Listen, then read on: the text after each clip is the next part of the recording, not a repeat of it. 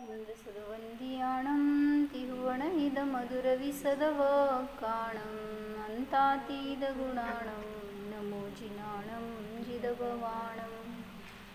कुंदकुंदाचार्य भगवान की जय। पंचास्तिकाय संग्रहामध्ये गाथा नंबर 54 बघतोय। एवं सदो विनाशो सदो जीव सहवदियोपादो इति जिणवरे हिंबणिदम अण्णोन्न विरुद्धमविरुद्धम।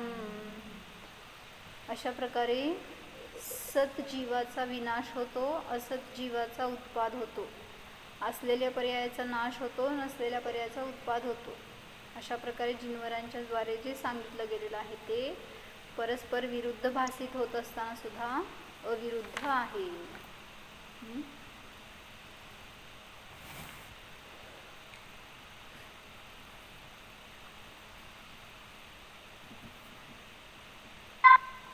जे मागच्या गाथेमध्ये सांगितलेले 5 भाव होते त्याच्या अपेक्षेने इथं कथन करतायत की कुठल्या अपेक्षेने जीव साधी शांत आहे आणि कुठल्या अपेक्षेने अनादी अनंत आहे। आणि मग त्याच्यामध्ये कुठेही बाधा येत नाही, भलेही एकच द्रव्य आहे आणि दोन्ही रूपाने कथन करतायत तरी सुद्धा त्याच्यामध्ये बाधा येत नाही, कारण वस्तुस्वरूप अनेकांतात्मक आहे। मग त्याच्यावर जरा चांगलं काहीतरी मी वाचते ते चिंतन घेतले त्याच्यावर। सतचा नाश होतो आणि असतचा उत्पाद होतो, किंवा सतचा नाश होत नाही आणि असतचा उत्पाद होत नाही। काल काय बघितलं होतं आपण, हे समजून आपल्याला काय फायदा आहे? मोहाचा नाश होण्यासाठी हे उपयोगी। इकडं पुढे या तुम्ही, इथं काका बसणार, माझ्याकडे चालतं, इथं बसा की पुढं। तर वस्तूच्या या यथार्थ स्वरूपाचे ज्ञान झाल्याने मोहाचा नाश होतो। कुठलं यथार्थ स्वरूप? की द्रव्य उत्पाद वे ध्रुवात्मक आहे, द्रव्य प्रत्येक द्रव्य परिणमनशील आहे, हे समजल्यावर सांगितलं मोहाचा नाश होतो। का? कारण आपली अवस्था पूर्व कुठलीही असो ती नष्ट होणार आहे आणि उत्तर अवस्था उत्पन्न होणार आहे। मग त्याच्यामध्ये आपण त्याचे करता नाही आहे ह्याची भावभासना होते, किंवा आपण परद्रव्याचं परिणमन करू शकत नाही ह्याची भावभासना होते, आणि त्याच्यामध्ये त्या निमित्तामध्ये मोहाचा नाश होतो। कारण जिथं आपण कर्तृत्व घ्यायला जातो तिथं नियमाने मोह हे कारण असतं। पर्यायात सुख मानतो, दुःख मानतो, ती पण निघून जाणारी आहे। सुख दुःख शेवटी मोहाचंच रूप आहे। त्यामुळे तुम्ही आणि परद्रव्याकडे बघून सुख दुःख मानतो हे तर महामिथ्यात्व झालं। त्यामुळे म्हणून सांगितलं की जेव्हा हे स्वरूप समजतं की ही पर्याय आता उत्पन्न झाली आहे ती नष्ट होणार आहे, आणि नष्ट झालेली पर्याय दुसरी उत्पन्न होणार आहे आता पुन्हा, तर त्याच्यासाठी काय सांगितलं की कोणी मुनी असतील आणि ते अष्टांग निमित्त ज्ञानी किंवा काय रुद्धिधारी असतील तर सांगितलं की हे सतचा नाश आणि असतचा उत्पाद होतो याचं यथार्थ स्वरूप त्यांना माहीत आहे। रुद्धिधारी आहेत म्हणल्यावर सगळे ज्ञानाने संपन्न आहेत। तर त्यांच्यासमोर एका शिष्याने जाऊन विनंती केली की मला दीक्षा द्या। तर ते ज्ञानी होते, निमित्त ज्ञानी, आणि त्यावेळेस त्यांना त्याचं भूतकाळ सगळा दिसला, वर्तमान काळ दिसला आणि भविष्यकाळ पण दिसला। आता तो म्हणतोय मला दीक्षा द्या, आणि त्या मुनींना दिसलं की हा पूर्वी पापी होता, व्यसनी होता, आणि तो येऊन आज मला दीक्षा मागतोय। मुनींनी काय करायचं? तुम्ही सगळे मुनी का? तर तिथं त्यावेळेस हा सिद्धांत लावला, हो सतचा नाश झालाय का नाही? पाप अवस्था होती, व्यसन ही दशा होती पूर्वी, त्याचा नाश झालाय आणि वर्तमानामध्ये असतचा उत्पाद म्हणजे वैराग्याकर परिणती झाली आहे, पश्चातापाची भूमिका आहे, केलेल्या सगळ्या पापांचा नाश करायचा आहे त्याला, ही भूमिका त्याची बघितल्यावर वर्तमान जाणतायत आणि भविष्य सुद्धा दिसतंय समोर त्यांना की याच्या निमित्तात ह्याचं भविष्य काय होणार आहे।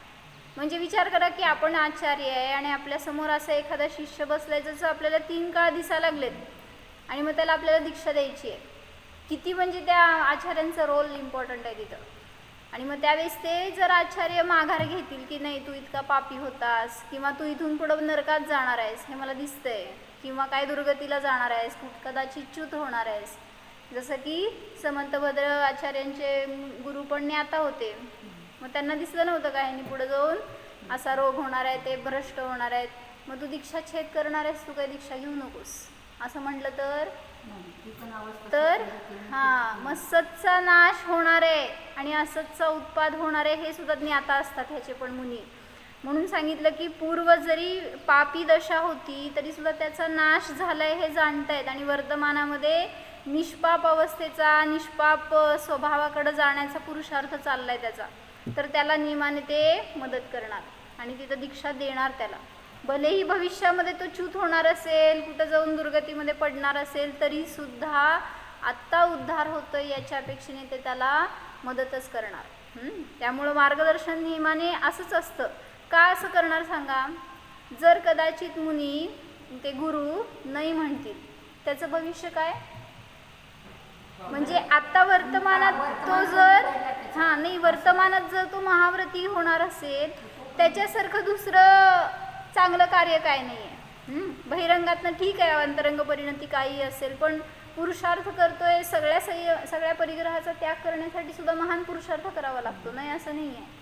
म्हणून तर म्हटलं सकल संयमी जीवन वगैरे वेगापर्यंत जातात, भलेही द्रव्यलिंगी असतील. तर हे पुरुषार्थाला सुद्धा महत्त्व आहे.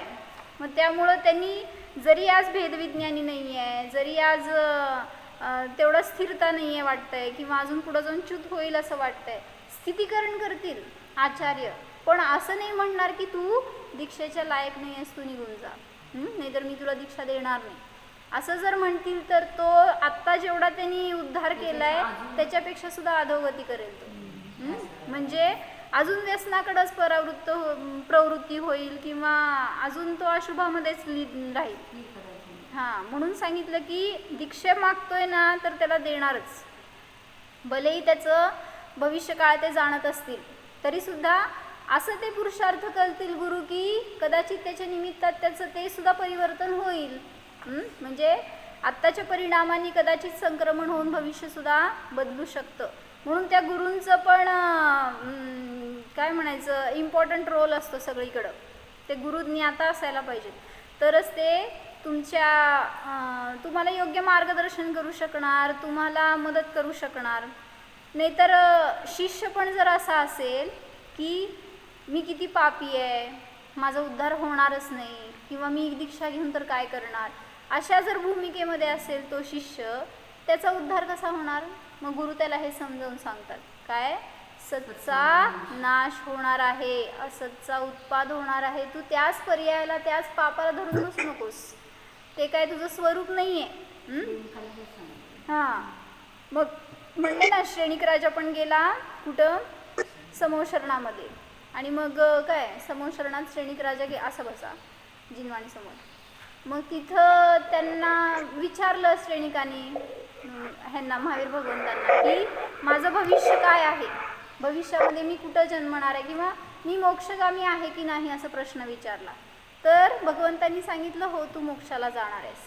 आणि मग दुसरा प्रश्न विचारला पुढच्या भवात मी कुठं जाणार आहे, त्यावेळेस कळलं नरकात जाणार आहे. श्रेणिक राजा कुठे आहे आता माहिती आहे का? ह्याच्या खाली आहेत, पहिल्या नरकात. आणि मग हे कळल्यावर श्रेणिकाला स्वीकार होईना मी असल्या दुर्गतीला जाणार आहे. आणि मग इतकी विचलितता झाली, आम्हा सांगतात तसं घरी जाऊन निर्धाऱ्या मारू लागला, नाही जाऊंगा नाही जाऊंगा. चेलना विचारती येऊन त्याची बायको, कुठं नाही जाणार तुम्ही? मग तो म्हणतोय नरकाला. मग नाही जाणार म्हटल्यावर असं कुठं सुटणार आहे का? मग तिथं म्हणायचंय की जेव्हा समजलं की हा जीव मोक्षाला जाणार आहे, पण आत्ता वर्तमानात हा जीव कुठं जाणार आहे? नरकाला जाणार आहे. म्हणजे सतचा नाश झाला का नाही आत्ता वर्तमान, मनुष्य अवस्थेचा नाश झाला, नारकी अवस्थेचा उत्पाद होणार आहे, पुन्हा नारकी अवस्थेचा नाश होऊन पुढं मोक्षगामी होणार आहे हा जीव. म्हणजे जर हे स्वीकार नाही झालं, सतचा नाश आणि असतचा उत्पाद असं प्रति समयाला काय ना काय रूपात चालू आहे, हे जर स्वीकारलं नाही किंवा त्याच्या अनुसार आपलं पुरुषार्थ केला नाही आपण, तर वस्तुव्यवस्थाच समजली नाही आणि मग मोहाच्या नादी लागून आपण सुखी किंवा दुःखी होत राहणार. म्हणून सांगितलं समजून घेऊन तुम्ही धर्मात प्रवर्तन करा, पुरुषार्थ करा, तर योग्य मार्गाला राहणार, अन्यथा मग कुठंतरी भरकटलेलं सुद्धा आपल्याला कळणार नाही. म्हणून काल सांगितलं होतं की प्रत्येक पदार्थ स्वस्वरूपाने परिणमन करतात, पररूपाने कोणीही परिणमन करू शकत नाही व पराला परिणमवू सुद्धा शकत नाही.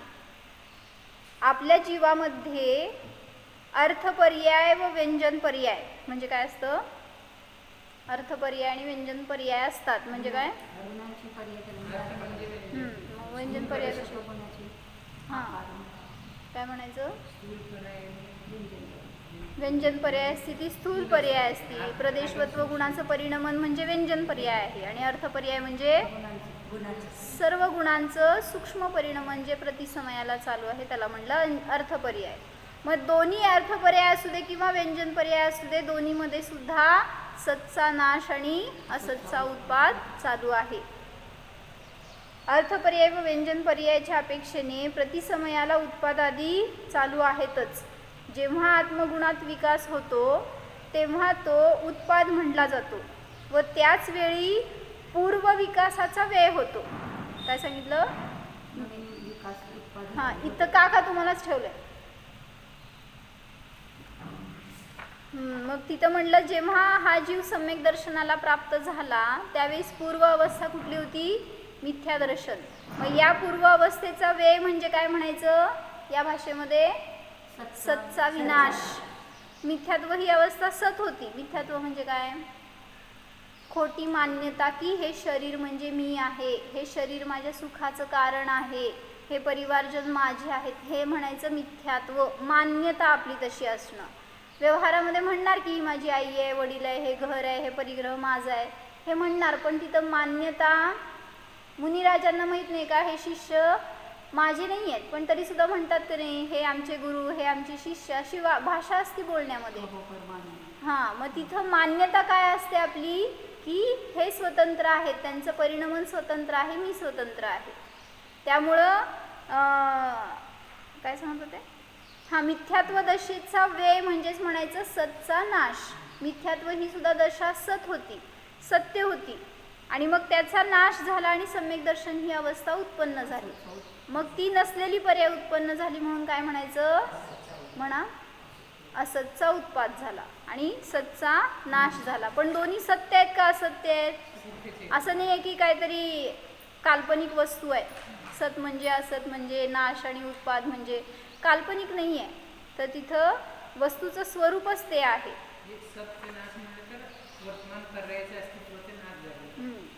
असत म्हणजे नसलेल्या पर्यायाचा उत्पाद झालाय. मग पर्यायाचाच उत्पाद नाही तर पर्यायाबरोबर द्रव्याचा सुद्धा उत्पाद झाला असं म्हणलं जातं. द्रव्य म्हणजे अनेक पर्यायांचा समूह आहे. त्यामध्ये त्या अनेक पर्यायांचा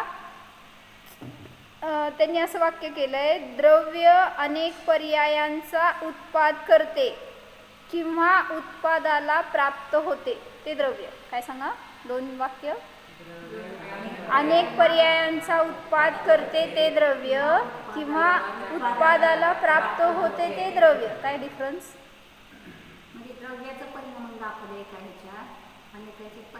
दृष्टी बदलली. एकीकडे पर्यायाकडे लक्ष आहे, एकीकडे द्रव्याकडे. काय वाक्य होतं? द्रव्य अनेक पर्यायांचा उत्पाद करते किंवा वहीपेन कुठे गेला?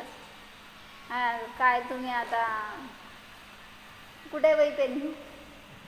भैया वहीपेन घेऊन बसायचं, जेवढं कळेल तेवढं लिहायचं आणि वाचायचं परत. अनेक पर्यायांचा म्हणजे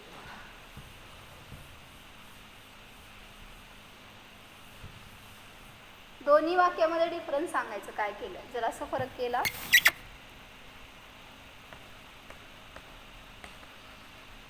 अनेक पर्यायांचा उत्पाद करते ते द्रव्य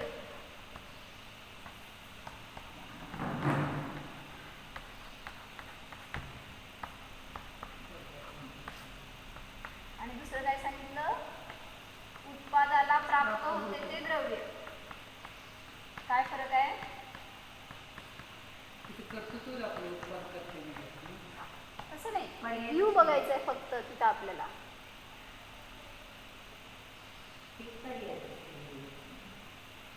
द्रव्य पर्यायाला पर्यायांचा उत्पाद करते असं म्हणताना द्रव्य परिणमनशील दाखवलं आणि पर्यायाला प्राप्त होतं हे दाखवलं, म्हणजे द्रव्याचाच उत्पाद झाला हे दाखवलं आणि उत्पादाला प्राप्त उलट झालं का?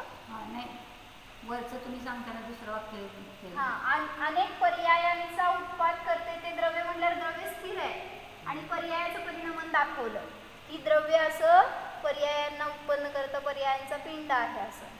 आणि जेव्हा इथं दाखवलं की द्रव्य उत्पादाला प्राप्त होते म्हणताना द्रव्यच परिणमन केलं हे दाखवलं.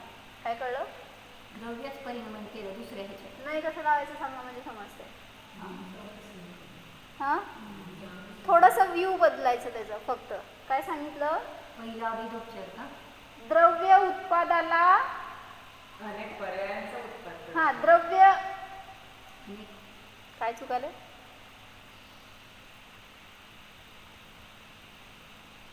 द्रव्य उत्पाद करतं आणि द्रव्य उत्पादाला प्राप्त होतं. उदाहरण लौकिकातलं सांगा. हां हुशार आहे तुम्ही. हो मला उदाहरण सांगा लौकिकातलं म्हणजे सांगता येईल. आता द्रव्य मनुष्य पर्याय थांबा काय काय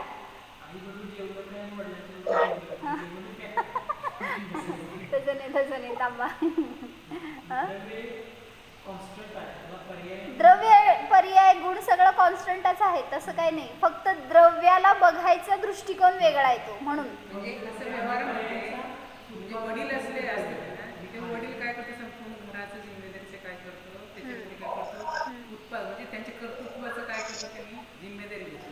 तशा प्रकारे हे द्रव्यामध्ये सर्व पर्यायाचं उत्पाद करण्याचे काय शक्ती आहे, स्वतः परिणाम उत्पाद रूपाने आणि जो उत्पाद झालेला आहे हो एक जण बोला कसं कळायचं मला. जो उत्पाद झालेला आहे ना तो स्वयं प्राप्त केलेले ते पर्यायाला असा पेक्षा.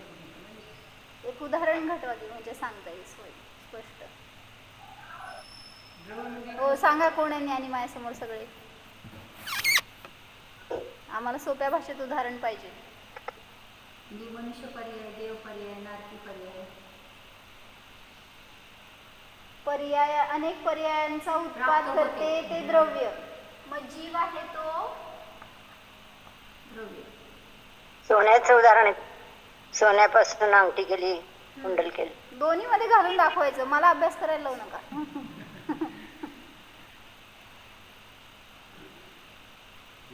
म्हणजे खाली मनुष्य झाला, देव झाला, नारकी झाला, ते खाली लावता येईल का? द्रव्य उत्पादाला प्राप्त झाले. मनुष्य झाला, देव झाला,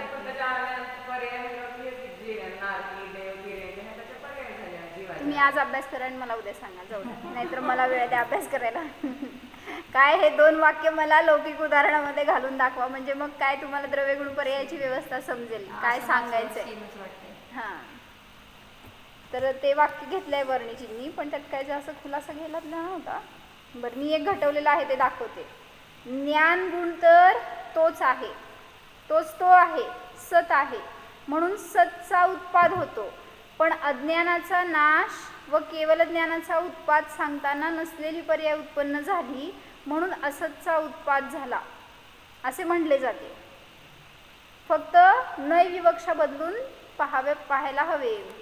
द्रव्य स्वयं परिणाम न राहतानाही पदार्थाचा काय होत असतो, प्रत्येक गुणाची पर्यायाचा काय असतो वाक्य समजले त्याला आम्हाला उदाहरणात पाहिजे. उत्पाद होतं ना, मग त्या अपेक्षेने त्याला उत्पादक असं द्रव्याला उत्पादक असं त्यांनी म्हणायचं असेल. आणि हे पर्याय आणि त्याच्याकडे कुंडल वगैरे हा पर्यायचं उत्पन्न करतं. आणि दुसरं स्वतः ते सोनाच कडे रूपाने परिणाम करतं.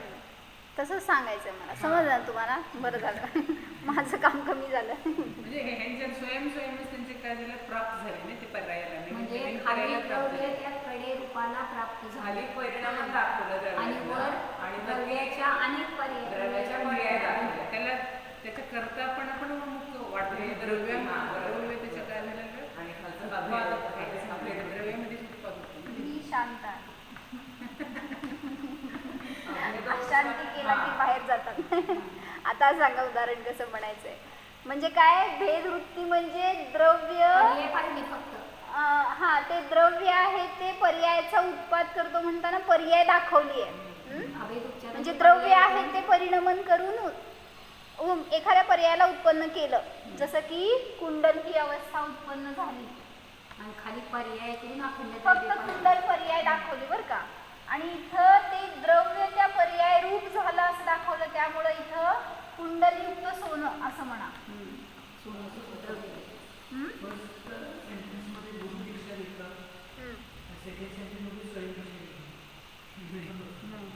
तसं नाही घ्यायचं. आपल्याला एका द्रव्यात दाखवायचं आहे ना, हे दोन द्रव्यात वेगळं वेगळं होणार. हे समजलं ना उदाहरण काय सांगायचं आहे, ह्याच्यासारखं लावायचं आपण. काय समजून घ्या तसं की द्रव्य पर्यायांना उत्पन्न करते, म्हणजे द्रव्यांनी पर्यायाला उत्पन्न केलं आणि इथं द्रव्य पर्याय रूप झालं असं म्हणायचं. कुंडल रूप झालं. हां. नाना पर्यायाला उत्पाद करतो.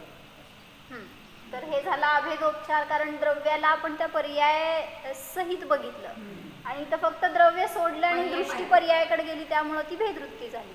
एवढं फक्त फरक आहे. आता पूर्ण लक्षात. समजलं म्हणा. नाही म्हटलं तरी काय सांगू शकत नाही आता. हां? अग्नीला कसं घटवणार? आता एखाद्या द्रव्याची पर्याय दाखवायचे ना, मग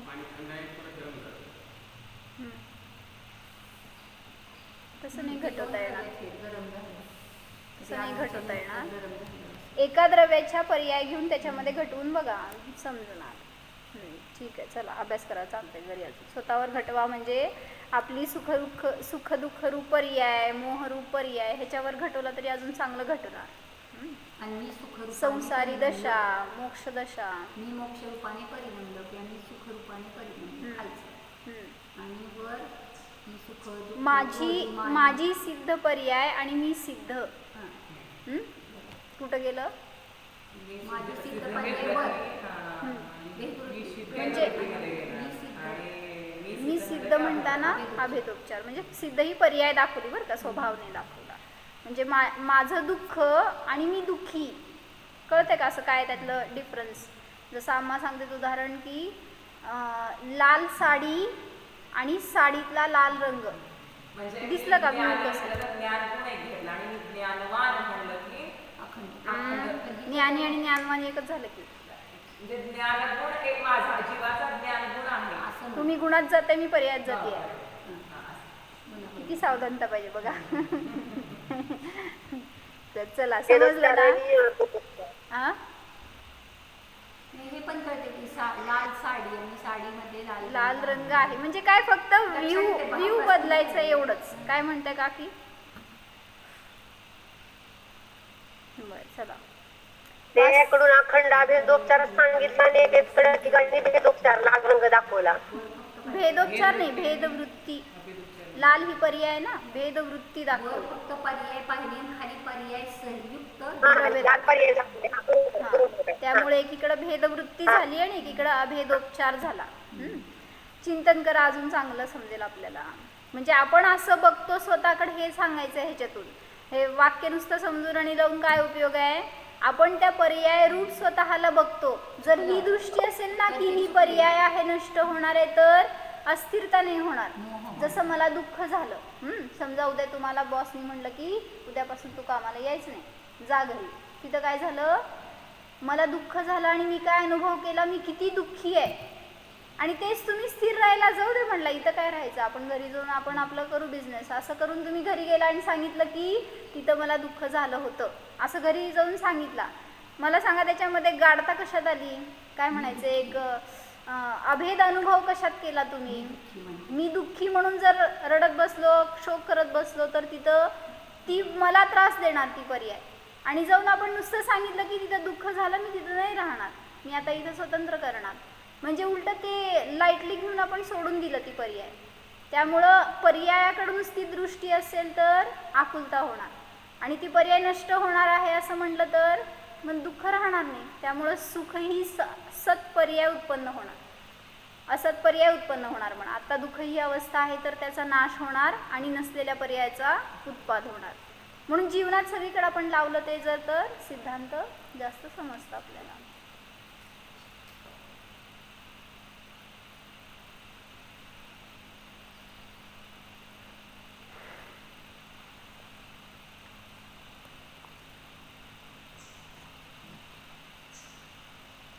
द्रव्य आणि गुण हे वास्तविक सत आहेत.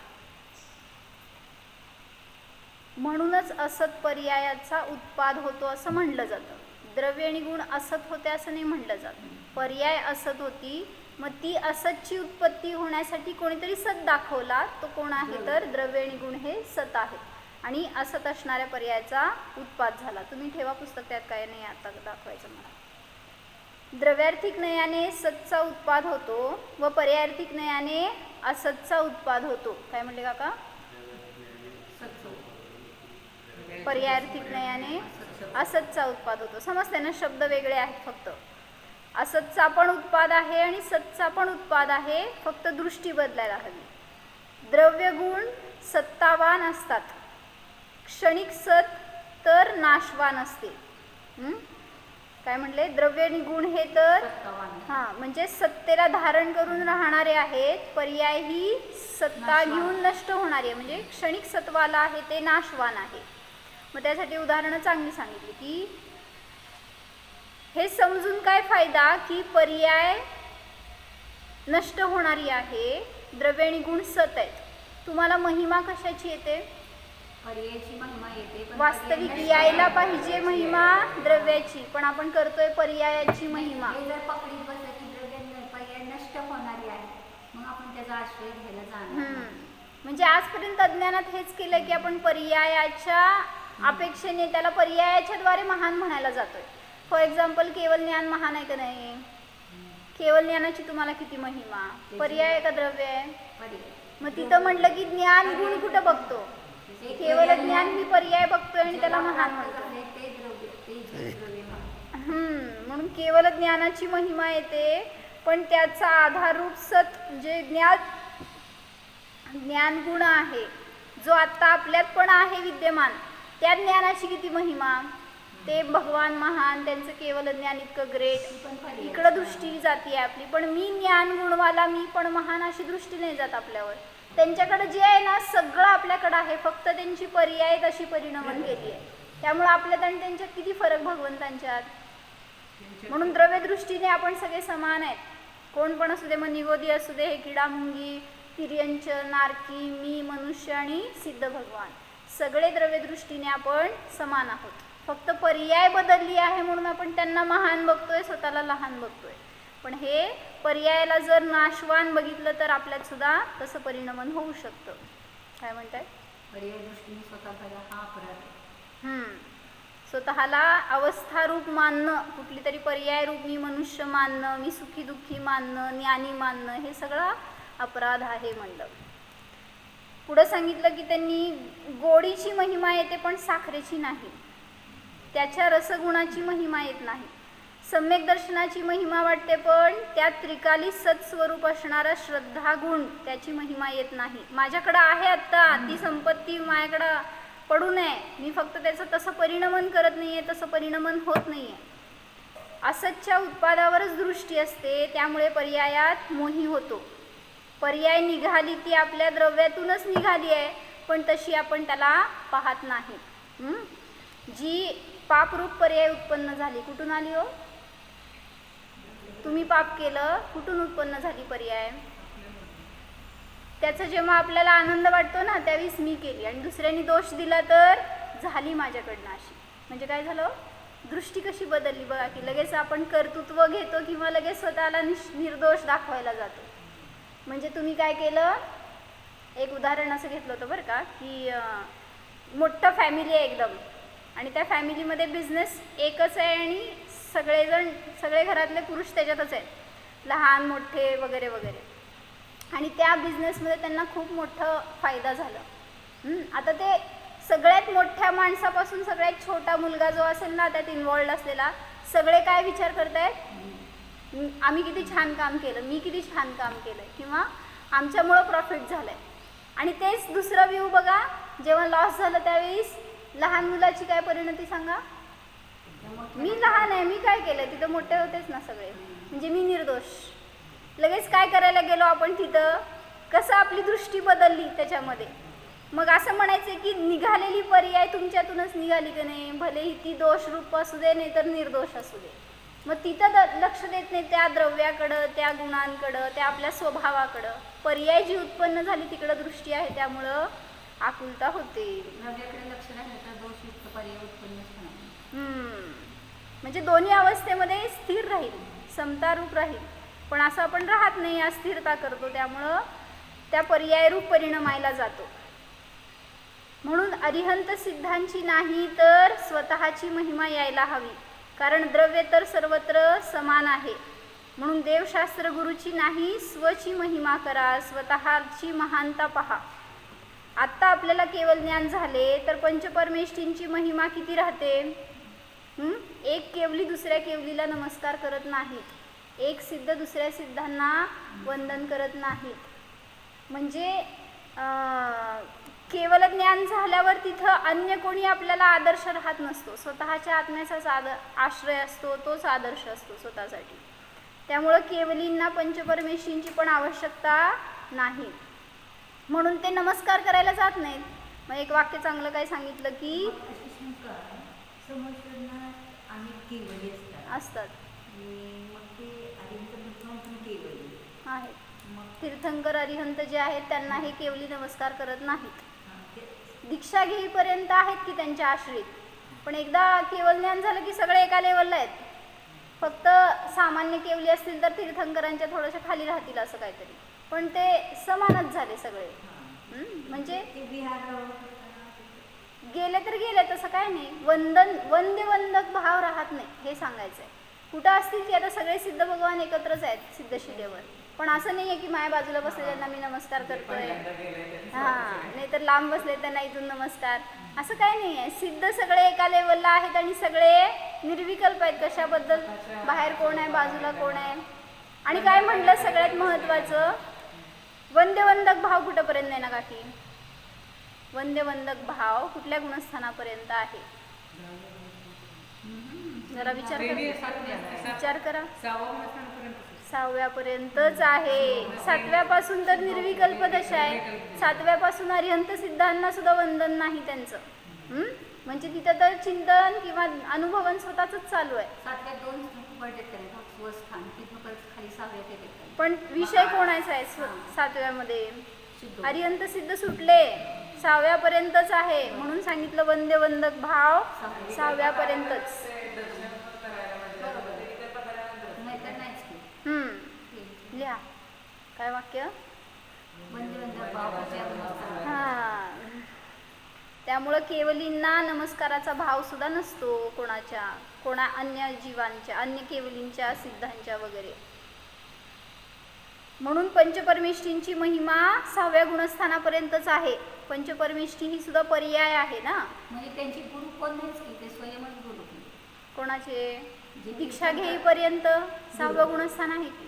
तीर्थंकरांचे गुरु कोण नाही आहे, पण अन्य जे सामान्य केवली असतील त्यांना आहेतच. त्या भावात कुठं ती राशी कुठं ते नमस्कार करायला वापरतात. तीर्थंकर नाही करत. एक तीर्थंकरांच्या काळात दुसरे तीर्थंकर नसतात, त्यामुळं तीर्थंकर कोणाची ओम नमः सिद्धेवे एवढंच आहे त्यांच्यामध्ये.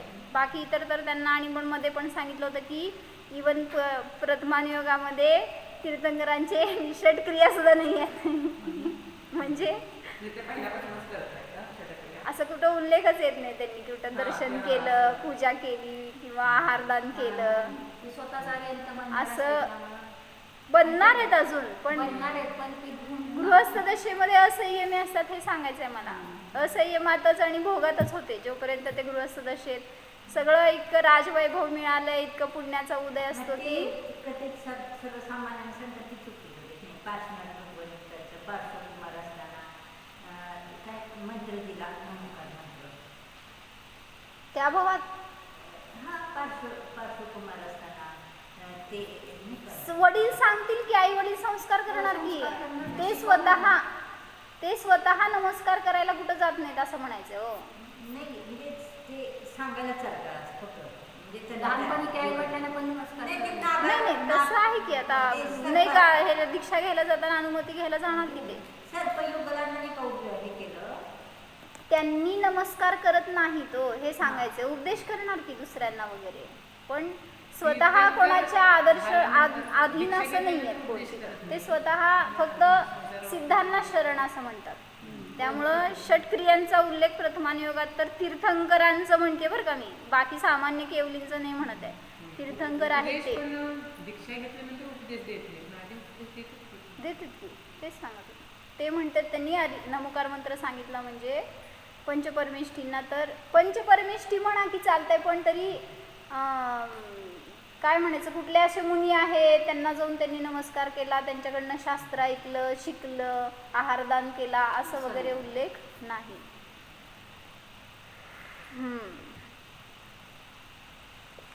आणि त्या द्रव्याची शक्ती बघा की आपल्याला परिणमन करवायचं असं तुम्ही म्हणता, परिणमन करायला जाता, करून दाखवा. एका तीर्थंकरांनी दुसऱ्या तीर्थंकरांना उत्पन्न करून दाखवायचं, एका चक्रवर्तीने दुसऱ्या चक्रवर्तीला उत्पन्न करून दाखवायचं. करू शकत नाही आपण. त्यांनी करू शकत नाही, सगळं आपण करू शकतो. मग ते त्यांनी काय करायचं आणि काय नाही, काय करतात काय नाही हे आपल्याला माहिती आहे. आपल्याला काय करायला पाहिजे हे सगळं सोडून दिलंय. म्हणून कुठं महिमा करायला जातोय, पर्यायाची द्रव्याची महिमा करा. करत काहीच नाही, म्हणजे कोणात असं दिसतंय किंवा झाल्यानंतर हे मी केलं, पण आम्ही करायचं तर कुठं कोणाला काय करते. करायचं म्हटलं तरी करते, कर्तृत्व घ्यायला जात असते पुढं. मंदिर बांधायचंय म्हणल्यावर मीच बांधणार आहे, कोण बांधतंय का दुसरं. म्हणजे कर्तृत्व घेणाऱ्याला कुठल्याही अपेक्षेने घ्यायला जातो तो. त्यामुळे 6व्या गुणस्थानापर्यंतच पंचपरमेष्ठींची वंदना, स्तुती, महिमा वगैरे तिथंपर्यंतच आहे. त्यापुढे 7व्यापासून वर वंदनेचा सुद्धा भाव नसतो. अनंत सिद्धांचेही ध्यान नसते, कारण 7व्या गुणस्थानापासून शुद्धोपयोग आहे, तर बुद्धिपूर्वक स्वतःचाच विषय आहे. एक सिद्ध ही अन्य सिद्धांचे ध्यान वंदन करत नाहीत. समजून काय फायदा झाला सगळं हे. क्षणिक सत तर व्यक्त आहे, दृष्टिगोचर होत आहे, म्हणून त्याची महिमा वाटते तुम्हाला. पण जे त्रिकाली सत आहे ते दिसत नाही आहे किंवा काय त्याचं जाणीवेत येत नाही आहे, म्हणून तुम्हाला त्याची महिमा नाही वाटत.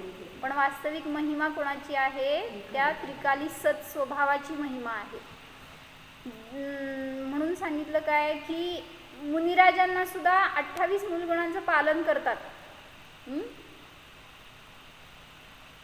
पण त्याचं महात्म्य आहे का, त्यात आनंद आहे का, त्यांची दृष्टी तर तिकडं नाही आहे. तुम्ही बघताय त्यांना की हे 28 मूलगुणांचं पालन करणारे, निर्दोष पाळणारे, एवढं चांगलं उत्कृष्ट चर्या पाळणारे, अशी तुमची दृष्टी आहे.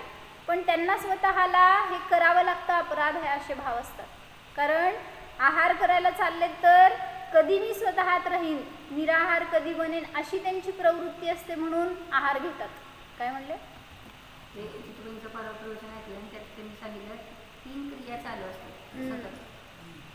आता एक शरीराची क्रिया, शारीरिक क्रिया, आणि भावरूप क्रिया आणि जाणण्याची क्रिया. 3 क्रियांमध्ये जाणतोय हे सगळे आपण विसरून गेले, ते काम ठेवले देवाला. आणि आपण काय करतोय, शारीरिक क्रिया आणि विभावरूप क्रिया. तर तिथं त्या मुनिराजांना व्यवस्थित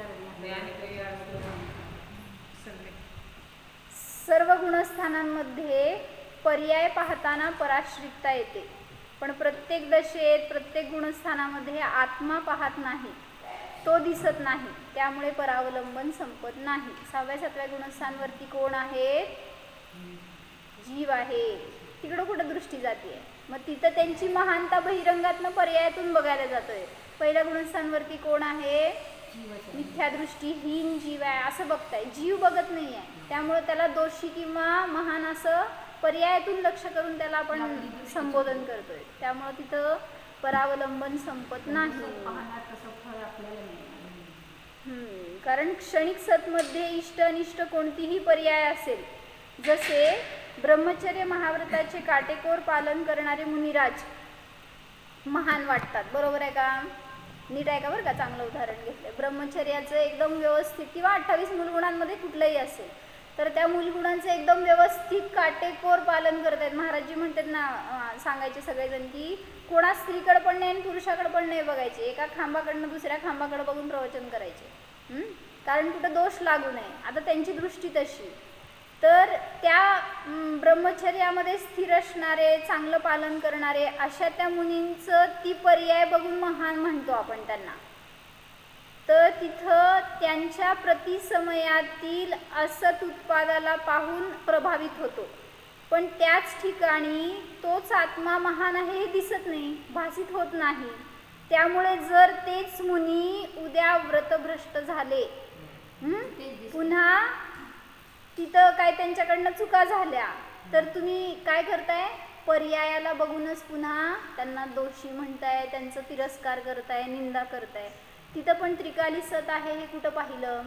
म्हणून त्याची महिमा वाटत नाही. खरं ती महिमा वाटायला पाहिजे तर आपल्याला हे सगळं समजून फायदा झाला, कारण दोन्ही दशेमध्ये आपण त्या त्रिकाली सतला विसरतोय आणि क्षणिक सतला इम्पॉर्टन्स देतोय. त्यामुळे तिथं म्हटलं की आपल्याकडं पण असणारा हा ध्रुव आत्मा तो त्रिकाली सत आहे, त्याच्यावर दृष्टी असेल तर आपल्याला शांती आहे. आणि जर पर्यायात बघायला गेलो तर नियमाने अस्थिरता अशांतीला प्राप्त होतो. हो जाणा स्वतःच्या त्रिकाली ध्रुव स्वरूप सच्चित पिंड स्वरूप आत्म्याला जाणा. हा मी आत्मा महिमावान आहे, महान आहे, स्वयं भगवान आहे. पर्याय तर नश्वर आहे, पर्याय म्हणजे मी नाहीच. शाश्वतोहम. ओम